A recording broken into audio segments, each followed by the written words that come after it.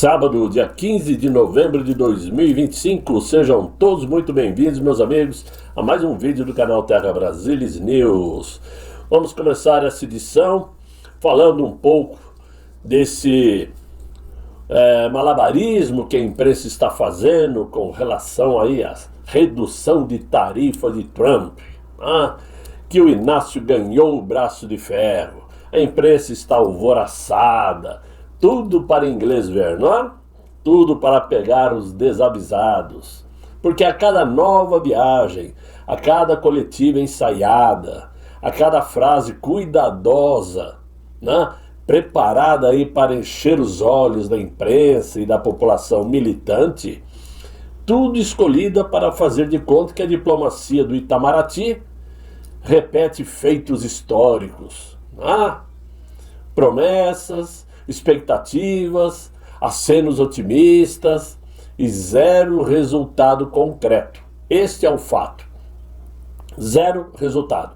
O caso do tarifaço imposto aí pelos Estados Unidos ao Brasil se tornou o exemplo mais contundente desta incapacidade crônica da diplomacia brasileira. Porque nós bem sabemos que os Estados Unidos, primeiro, aplicou uma reciprocidade de 10% no planeta todo, para todos os países, 10% de reciprocidade. E no início, alguns países ganharam um percentual maior na cobrança de tarifas, como a China, que começou com 35%, e depois passou para 100%, a Inglaterra, a Índia, que teve índices maiores, e o Brasil ficou sorridente na época com 10%. O Brasil é privilegiado. Só que, de repente, por conta de tudo que tem acontecido aqui no Brasil, na questão jurídica, Donald Trump não deixou por menos, aplicou 40% adicional nas tarifas americanas contra o Brasil. Isso é o que foi dito, é o que foi escrito por ele mesmo, dizendo que o que estavam fazendo com o Jair Messias Bolsonaro não era correto, não era certo, e também a questão das ilegalidades contra os direitos humanos de alguns cidadãos americanos, brasileiros que moram nos Estados Unidos, e a censura. Isso ficou muito claro. Então o Brasil tinha 10%, que era a tal reciprocidade, mais 40% de punição. Esses 40% adicionais era uma punição. Muito bem. Eis que o Mauro Vieira correu atrás, querendo um cachorro faminto, né? Corre atrás de um prato de comida.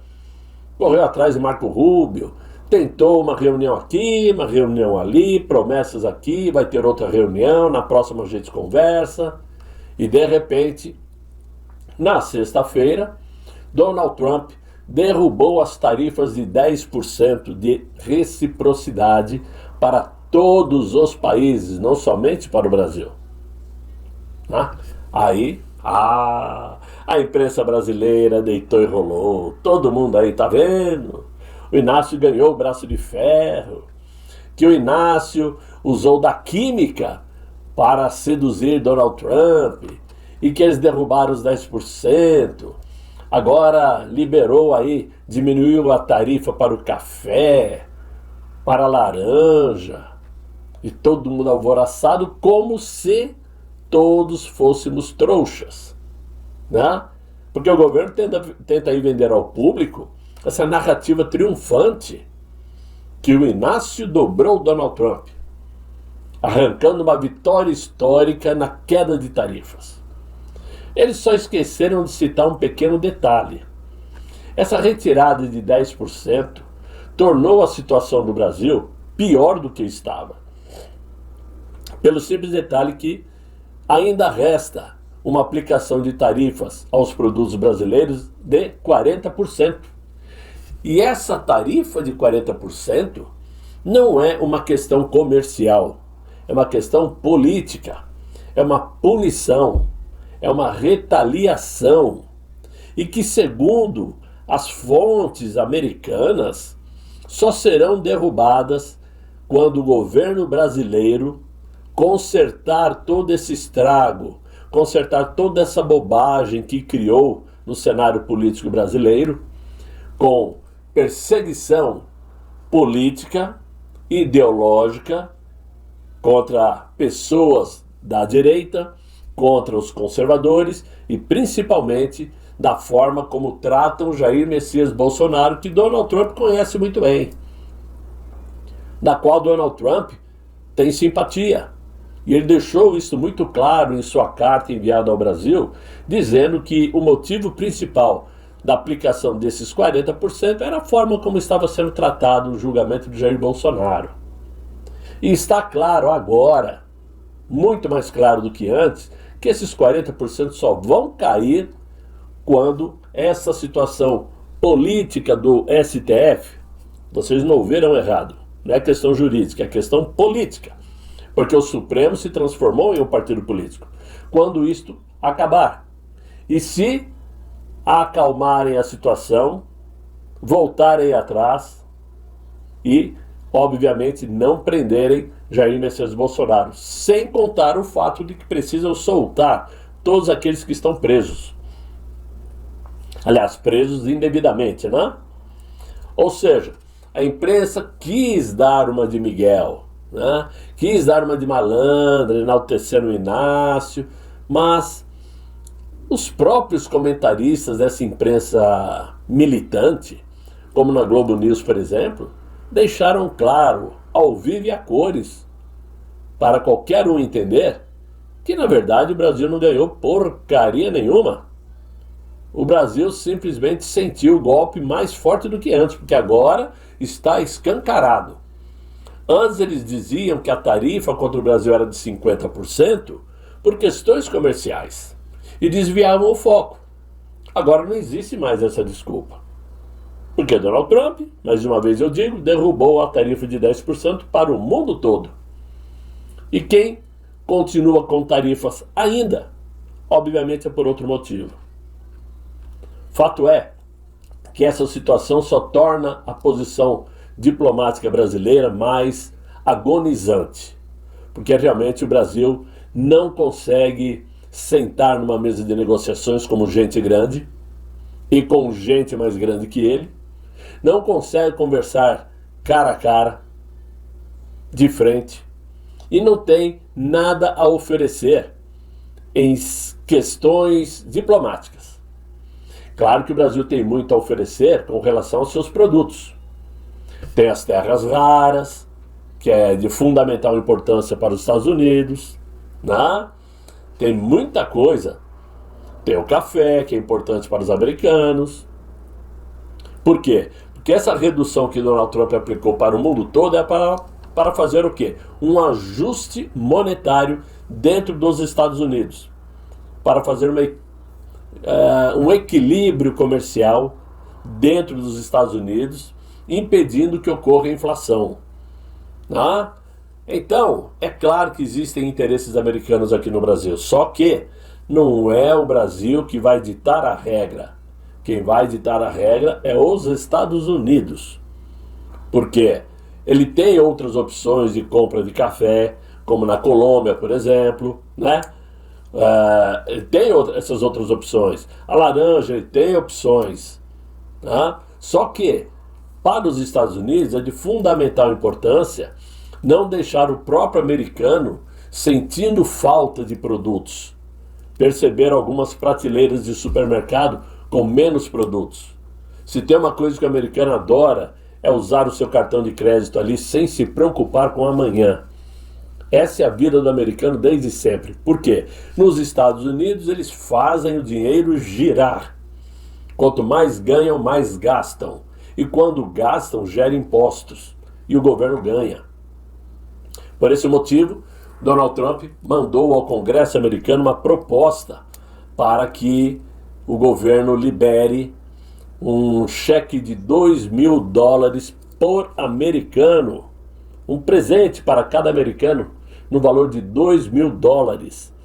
Um valor que será extraído das tarifas ganhas, das tarifas recebidas do mundo inteiro. Não é um dinheiro que vai sair do cofre americano. Claro que é uma proposta apenas que terá que passar na Câmara Baixa, que é a Câmara dos Deputados, e no Senado. Né? Ou seja, pode ser uma ideia populista? Pode. Só que os Estados Unidos têm caixa para isto. Diferentemente do Brasil, que faz o populismo sem dinheiro. Basta ver a situação dos Correios.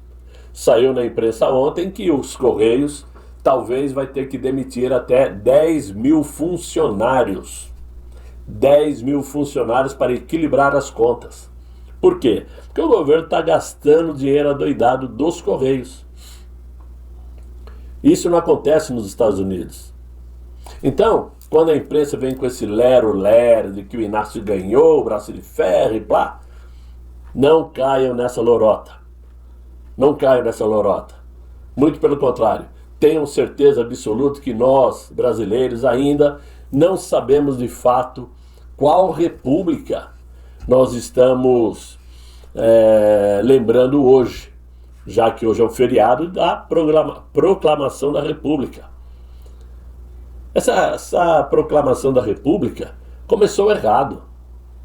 Já começou errado desde o início. E aqui vai entrar um pouco de história para quem gosta de ouvir algum ponto de vista nesse sentido, né? Porque se Dom Pedro I gritou independência ou morte, né? Se ele libertou o Brasil do reinado português, se ele proclamou a República e promoveu aí a primeira Constituição do Brasil lá em 1824, por que será que passado aí 200 anos, mais, 201 anos já, as nossas leis ainda não vingaram? Por que será que essa República ainda não deu certo? Depois de mais de 200 anos. É bem como dizia Rui Barbosa, né? O nosso águia de Aia, que falou que, com clareza absurda, aliás, né? Se levarmos em conta o período, a época, Rui Barbosa foi de uma felicidade extrema. E ele escreveu num de seus livros, intitulados aí Discursos Parlamentares, escreveu o seguinte: de tanto ver triunfar as nulidades, de tanto ver prosperar a desonra, e de tanto ver crescer a injustiça, de tanto ver agigantarem-se os poderes nas mãos dos maus, o homem chega a desanimar da virtude, a rir-se da honra e a ter vergonha de ser honesto. Para quem disse isto lá em 1824, imagina o que diria nos dias de hoje. E ele ainda foi longe, disse mais: e nesse esboroamento da justiça, a mais grave de todas as ruínas é a falta de penalidade aos criminosos confessos.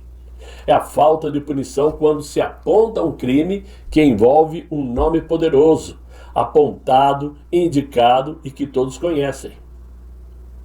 Talvez aí nesse livro de Rui Barbosa, ele retratou exatamente o que vivenciou no início da nossa República, que já começou marcada na administração do Marechal Deodoro da Fonseca, que em 15 de novembro daquele ano, através de um golpe, liderou uma pequena tropa que destituiu o gabinete ministerial, que era ocupado até então pelo Visconde de Ouro Preto.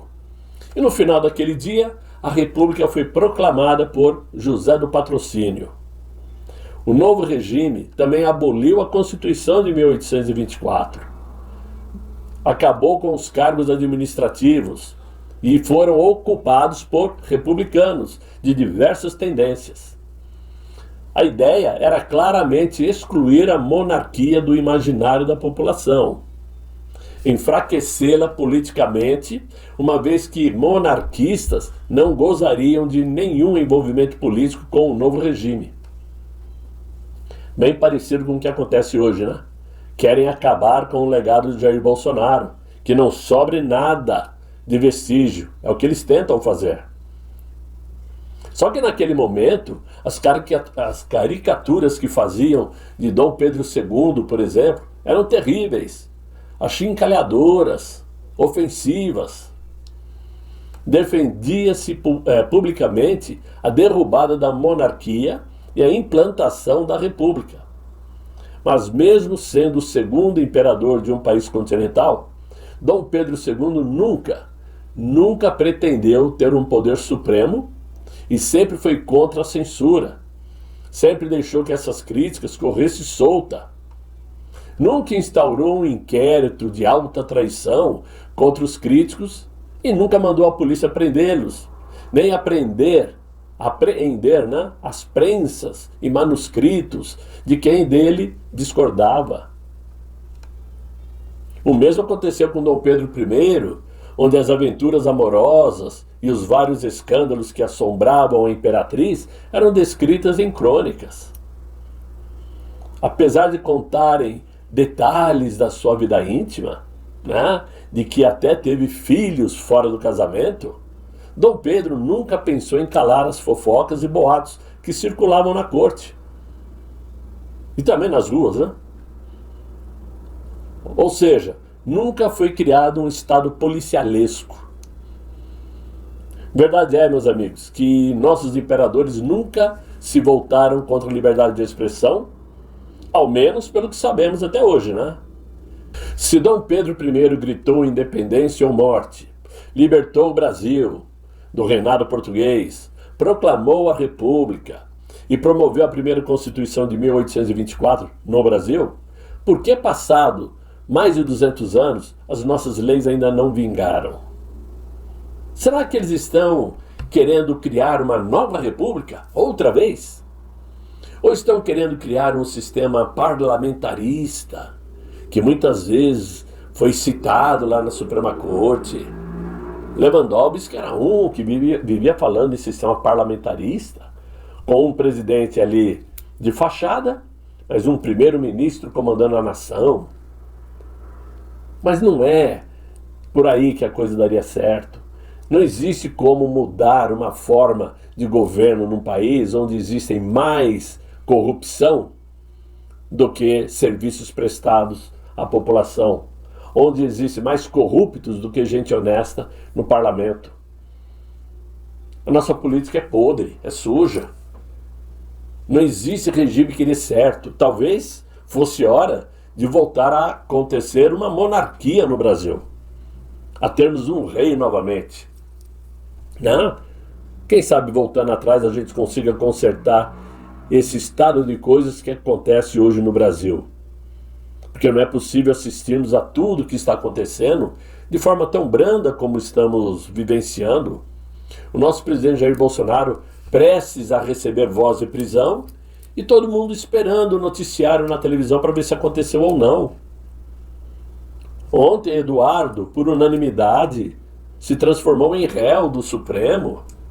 Certamente vão cassar seu mandato. Coisa que já era prevista. Não podemos nos enganar. Tínhamos a esperança aí de Eduardo Bolsonaro candidato a presidente. Mas agora, tenho certeza que isso já passou a ser um sonho. Não vai acontecer. Ele, réu, certamente vai perder o mandato e vai se transformar em inelegível. E se pisar no Brasil, muito possivelmente será preso.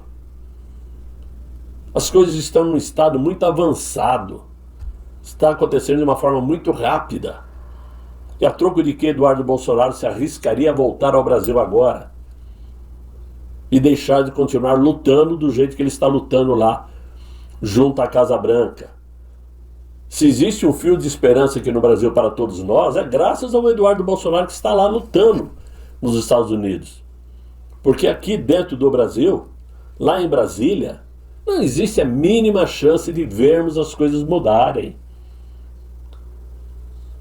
É muita coisa banal acontecendo ao mesmo tempo, enquanto coisas sérias estão engavetadas. Projeto de anistia, projeto antifacção que não sai do papel. O Derrito já teve que refazer 3 ou 4 vezes o projeto, porque sabe que do jeito que estava sendo feito não iria passar de jeito nenhum. Porque Alcolumbre e Hugo Mota, né, são aquela espécie de filtro para a proteção geral, inclusive deles mesmos, né? Porque senão o Supremo Tribunal puxam as orelhas deles, não é isso? Não vemos opção. Não vemos ninguém ali se organizando para impedir uma prisão de Jair Bolsonaro. Não vemos ninguém lutando para libertar os que estão presos injustamente. Então temos que cair na real também. Não podemos ficar imaginando ilusões. E aí sobra, como eu falei agora há pouco, aquele fio de esperança que chegue lá dos Estados Unidos. E aí fica aquela pergunta: o sistema aqui no Brasil recuaria com medo dos Estados Unidos ou dobraria a aposta? Cada um tem a sua opinião e cada um que dê a resposta. Meus amigos, é o que eu tinha para vocês nesse vídeo de hoje. Eu espero que vocês tenham gostado desse vídeo. Se gostaram, deixem os likes. Se inscrevam no canal. Se não gostaram do vídeo, sinto muito. Fico muito chateado, mas temos que falar sobre realidades, não sobre fantasias. Por isso eu peço para que vocês distribuam o link desse vídeo com seus amigos, com vídeos para acompanhar o Terra Brasilis News. Eu espero voltar amanhã com um novo vídeo, se Deus quiser, e Ele há de querer. Fiquem todos muito bem, fiquem com Deus. Tchau, tchau.